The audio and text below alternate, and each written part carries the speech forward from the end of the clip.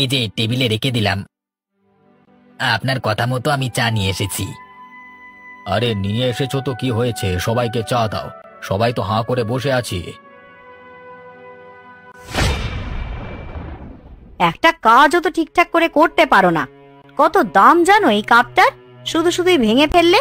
পরিষ্কার করো ওইখানটা। মা, ও তো তোমাদের বাড়ির জামাই, ওকে ওই রকম ভাবে কাজ করাচ্ছ? এই, তুই একদম চুপ থাক। আমারও খুব ভালো লাগছে গো রোহিত, তোমার সাথে থাকলে যেন মনে হয় কত শান্তি। এই শান্তি আমি আর কোথাও পাবো না। আমি অনাথ গো, তুমি ছাড়া আমার কেউ নেই, তাই তোমাকে সব থেকে বেশি ভালোবাসি আমি, নিজের জীবনের থেকেও বেশি। প্রিয়াঙ্কা, এই ছেলেটিকে, তুই এখানে দাঁড়িয়ে আছিস কেন এর সাথে? আগে বাবা, মানে কাকু, আমরা দুজন দুজনকে খুবই ভালোবাসি, ওই জন্যই আমার সাথে কথা বলছিল আর কি, আর লুকিয়ে রেখে লাভ নেই তো তাই বলে দিলাম। এসব কি বলছে প্রিয়াঙ্কা? আর তুমি কি কাজ করো? আমি একজন রিক্সা চালক, যা রোজগার করি দুজনে হেসে গেলে চলে যাবে। তুমি আমার মেয়ের খরচ চালাবে? ওর এক সপ্তাহের যা খরচ হয় সেটা তোমার 6 মাসের রোজগার। বাবা, আমি ঠিক থেকে যাব, কিন্তু আমি রোহিতকেই বিয়ে করব। তুমি অন্য জায়গায় বিয়ে দিও না, আমি থাকতে পারবো না গো। তুই কাঁদিস না রে মা, তুই কাঁদলে যে আমি থাকতে পারি না। আজ আমি ভেবে দেখছি। আর এই যে রোহিত, তুমি একদিন আমার বাড়িতে এসো, তোমার সাথে কথাবার্তা বলবো। এবার খুশি তো তুই? আমি রোহিতকে খুব ভালোবাসি গো, খুব ভালো ছেলে রোহিত, তুমি মেনে নাও। মা, তুই এখন বাড়িতে চল, ও আগে একদিন আমাদের বাড়িতে আসুক, কথাবার্তা বলি আমি, তারপর ভেবে দেখবো, বলছি তো। চল এখন বাড়িতে চল।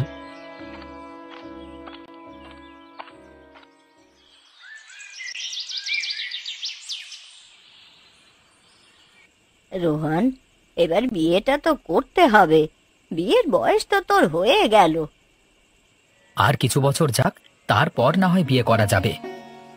এই তো আমার শরীরের অবস্থা, কতদিন বাঁচবো তা কি আর বলতে পারছি। তো এই বছরই করে নে বিয়েটা, তোর জন্য মেয়ে দেখতে হবে। না না, মেয়ে দেখবার কোনো দরকার নেই, আমি একটা মেয়েকে ভালোবাসি। ও মা, তাই নাকি? কে রে সেই মেয়েটা? তার নাম কি? ওর নাম অহনা, ওর বাবা একজন ফুচকা বিক্রেতা, পাশের গ্রামই বাড়ি। বাহ, খুব সুন্দর নাম। তাহলে একদিন যা, ওদের বাড়ি গিয়ে কথা বলে আয়।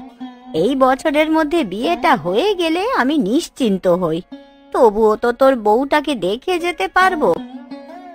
ঠাকুমা, তুমি এরকম বলো না, তুমি ছাড়া আমার তো আর কেউ নেই। তা বললে কি হয় বাবা? তোর ঠাকুরদা কি আমায় বলে গিয়েছিল নাকি? হঠাৎই তো চলে গেল। সেই রকমই আমি কোন দিন চলে যাব কে জানে। তুমি এরকম ভাবে বলো না ঠাকুমা, আমি দেখছি যদি এই বছর বিয়েটা হয়ে যায় তাহলে তোমার স্বপ্নটা পূরণ হবে। আমি কিছুদিন পর গিয়ে কথা বলে আসব।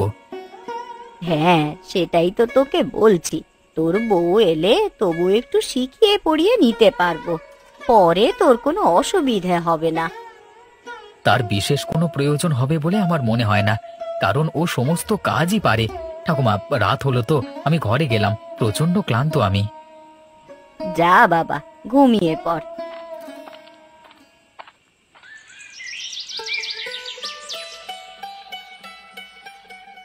প্রিয়াঙ্কা, বাড়িতে আছো?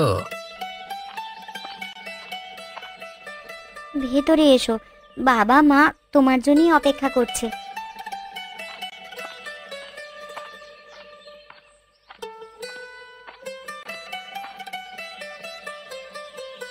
নমস্কার কাকু, নমস্কার কাকিমা, আমার নাম। থাক, তোমায় আর বলতে হবে না, আমি সবই জানি। কাজের কথায় আসি। তুমি আমার মেয়ের ভরণ পোষণের দায়িত্ব নিতে পারবে না। তুমি যদি আমাদের বাড়ির ঘর জামাই হয়ে থাকো তাহলে বিয়ে হবে, না হলে হবে না। ঘর জামাই? আপনার মেয়েকে কি আমার সাথে আমার বাড়িতে পাঠাবেন না? আমার মেয়ের এক সপ্তাহের যা খরচ হয় তাতে তোমার 6 মাসের সংসার চলে। তুমি দায়িত্ব নেওয়ার যোগ্য নয়। বিয়ে দেব তবে ঘর জামাই হলে। আচ্ছা ঠিক আছে, ঘর জামাই হয়েই থাকবো। প্রিয়াঙ্কাকে তবু বিয়ে তো করতে পারবো। আর হ্যাঁ, তোমার রিক্সা চালানো ছেড়ে দিতে হবে। আমার জামাই রিক্সা চালাক এটা আমি মেনে নেব না। তুমি যদি এসবে রাজি থাকো তাহলেই বিয়ে হবে। রাজি হয়ে যাও না, না হলে বাবা আমার সাথে তোমার বিয়ে দেবে না। আচ্ছা ঠিক আছে, আমি সবকিছুতেই রাজি। আপনারা কবে বিয়ে দেবেন বলুন? পরের সপ্তাহে গ্রামের পুরোহিতের বাড়িতে গিয়ে বিয়ে দিয়ে দেব। এত অনুষ্ঠান করতে হবে না। আমরা যে তুলনায় আয়োজন করব সেটা তুমি পারবে না। সেরকম না করলে আমাদের মান সম্মান ধুলোয় মিশে যাবে, তাই জন্য কোনো দরকার নেই। আচ্ছা ঠিক আছে, আমার কোনো আপত্তি নেই। আমরা দুজনে মিলে একসাথে থাকবো রোহিত, খুব ভালো থাকবো, চিন্তা করো না। ভালো থাকবো বলি তো এত কিছু আত্মত্যাগ করলাম।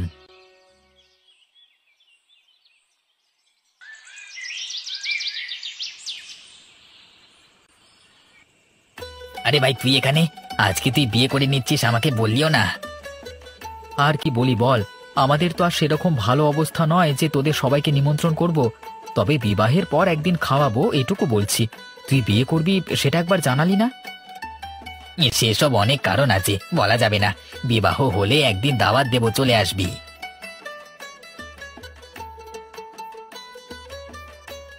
এই তোরা তাড়াতাড়ি কর, বেশি সময় নেই আমার হাতে। নে নে, তাড়াতাড়ি মালা বদল কর। বাবা, আমি আজকে সত্যি অনেক খুশি। তোমরা আমাদের ভালোবাসাটাকে মেনে নিয়ে আমাদের জীবন আরো সুখের করে দিলে। আরে মা, আমরা চাই সারা জীবন তুই সুখে থাক। তার জন্য যা করতে হয় করব। তুই ভালো থাকলে তবেই তো আমরা ভালো থাকবো। এতদিনে তোর বাবা একটা ঠিক কথা বলেছে। রোহন বাবা জীবন, নাও আর দেরি করো না, তোমার ভালোবাসার মানুষকে আপন করে নাও। রোহন, তুই আরো কয়েক বছর পর বিয়ে করবি বলছিলি, তখন আমি বেঁচে থাকতাম কি না থাকতাম, দেখ কত সুন্দর তোর বউকে দেখছি। এবার আমাদের বাড়িতে যাবি, কত আনন্দে থাকবো আমরা। তুমি ঠিকই বলেছিলে ঠাকুমা।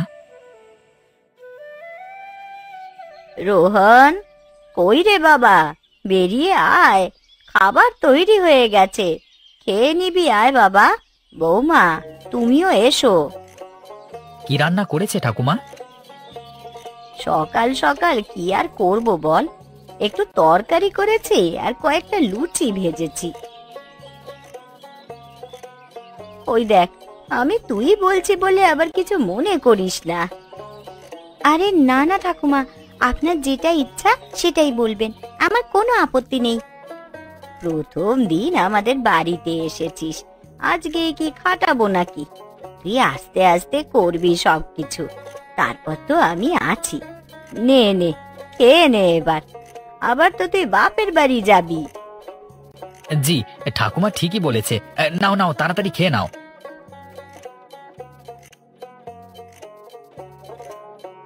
খাবারটা খুবই সুস্বাদু হয়েছে। প্রথম দিনে এইরকম সুস্বাদু খাবার খাওয়ানোর জন্য অনেক ধন্যবাদ।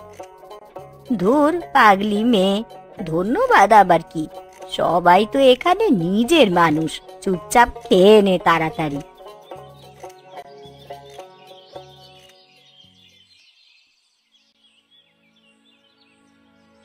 জামাই, রান্নাঘরে চায়ের কেটলিটা আছে, চটপট নিয়ে চলো, সকলে মিলে চা খাবো। আর পাশে কয়েকটা কাপ আছে, সেগুলোও নিয়ে আসবে। শাশুড়ি মা, আমি? হ্যাঁ তুমি, কেন কিছু আপত্তি আছে নাকি? না না, আপত্তি নেই, আমি যাচ্ছি। বাড়িতে বসে বসে খাবে, এইটুকুনি কাজ তো করতেই হবে, বসিয়ে খাওয়াতে আমি পারবো না। এই যে টেবিলে রেখে দিলাম, আপনার কথা মতো আমি চা নিয়ে এসেছি। আরে নিয়ে এসেছো তো কি হয়েছে, সবাইকে চা দাও, সবাই তো হাঁ করে বসে আছি। একটা কাজও তো ঠিকঠাক করে করতে পারো না। কত দাম জানো এই কাপটার, শুধু শুধুই ভেঙে ফেললে। পরিষ্কার করো ওইখানটা। মা, ও তো তোমাদের বাড়ির জামাই, ওকে ওই রকম ভাবে কাজ করাচ্ছ? এই, তুই একদম চুপ থাকবি। বসে বসে খাওয়াতে আমি পারবো না, কাজ করতেই হবে। বিয়েটা দিয়েছি তোদের কি জন্যে? এইভাবে রোজ রোজ অসম্মানিত হওয়ার থেকে বিয়ে না করাই ভালো ছিল। ভেবেছিলাম প্রিয়াঙ্কাকে নিয়ে সুখে থাকবো। প্রিয়াঙ্কা ভালো হলে কি হবে, পরিবারের সবারই টাকার গরম। কি হলোটা কি? ওখানটা তাড়াতাড়ি পরিষ্কার করো, কখন তো তোমাকে বলা হয়েছে।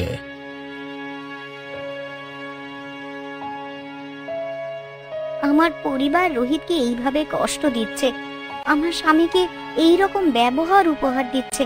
আমার নিজেরই লজ্জা করছে, আমি এই রকম পরিবারে জন্ম নিয়েছি।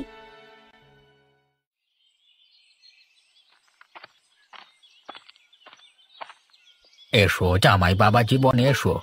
কই গো কিন্নি, জামাই বাবা জীবনের জন্য জল মিষ্টি নিয়ে এসো। আরে আরে, অত উত্তেজিত হতে হবে না বাবা, আমি মিষ্টি খাই না। তাহলে কি খাবে বলো? তোমার জন্য দই নিয়ে আসি, সবই বাড়িতে আনা আছে। আচ্ছা মা, তাই নিয়ে আসুন। হ্যাঁ হ্যাঁ, এখন জামাইকে পেয়ে আমায় তো ভুলেই গেছো। আমায় একবারও জিজ্ঞাসা করলে না যে আমি কি খাবো। এই দেখো, আমার মেয়েটা রাগ করেছে গো। আরে পাগলি মেয়ে, তুই কি খাস আমরা তো জানি। জামাই বাবা প্রথম আমাদের বাড়িতে এসেছে, আদর যত্ন না করলে হয়? হ্যাঁ, বুঝতেই পারছি, বেশ ভালোই আদর যত্ন পাবে। এই, তুই জামাই বাবা জীবনকে একদম ওই রকম ভাবে বলবি না। তুমি কিছু মনে করো না বাবা, আমার মেয়েটা একটু ওই রকমই। আরে গিন্নি, এটাকে খুনসুটি বলে, তুমি এসব বুঝবে না। হ্যাঁ, সেই আর কি, তুমি যেন এসব কত বোঝো। ব্যাস, তোমরা আবার শুরু করলে তো। রোহিতকে দইটা কে দেবে? সব সময় শুধু ঝগড়া আর ঝামেলা। ওই দেখ, ভালো কথা মনে করিয়ে দিয়েছিস তো। আমি যাচ্ছি, এক্ষুনি নিয়ে আসছি। তুমি একটু বসো বাবা। তোমাদের পরিবারটা কত ভালো গো। আমরাও একসময় এরকম ভাবে আনন্দে থাকতাম। হঠাৎই আমার মা বাবা মারা গেল, তারপর থেকে ঠাকুমাই আমার কাছে সবকিছু। এই সুখের দিনে দুঃখের কথা একদম নয়। আমি নিয়ে চলে এসেছি তোমার জন্য দই, খেয়ে নাও। শাশুড়ি মা, আমি একটু বাইরে থেকে ঘুরে আসছি, বসে থাকতে ভালো লাগছে না, একটু পরেই চলে আসবো। কিরে রোহিত, বিবাহিত জীবন কেমন কাটছে? কবে দাওয়াত দিবি আগে বল। আর দাওয়াত দিয়ে দেব একদিন। কি হয়েছে রে তোর, তুই এরকম উদাসীন কেন? কি আর বলি বল দুঃখের কথা। প্রিয়াঙ্কাকে বিয়ে করে এখন প্রত্যেক মুহূর্তে আমি অপমানিত হচ্ছি। কেন রে ভাই, প্রিয়াঙ্কা তোকে অপমান করেছে? না রে না, ও তো আমাকে ভালোবাসে, অপমান করবে কেন? অপমানিত হচ্ছি ওর পরিবারের কাছে। ঘর জামাই করে রেখেছে বলে যা নয় তাই করাচ্ছে। আজকে প্রথম দিনেই আমাকে দিয়ে চা করাচ্ছে। চা দিতে গিয়ে আমার হাত থেকে একটা কাপ পড়ে ভেঙে যায়। কতগুলো কাজের লোক থাকা সত্ত্বেও আমাকে দিয়ে পরিষ্কার করালো। এটা তো অন্যায়। আমায় কেন অপমান করছে জানিস? ওরা বড়লোক মানুষ, অনেক টাকা পয়সা আছে, আর আমার কাছে নেই বলে এরকম আর কি। আমি রিক্সা চালিয়ে রোজগার করতাম, সেটা করা যাবে না। টাকা নিয়ে অহংকার করে কি হবে? শ্মশান এবং কবরস্থানে গিয়ে দেখলে দেখতে পাবি যে কত অহংকারী ধনী ব্যক্তি শেষ হয়ে গেছে। সেটা কি ওরা বোঝে নাকি? ওরা শুধু টাকা বোঝে, অন্য কিচ্ছু বোঝে না।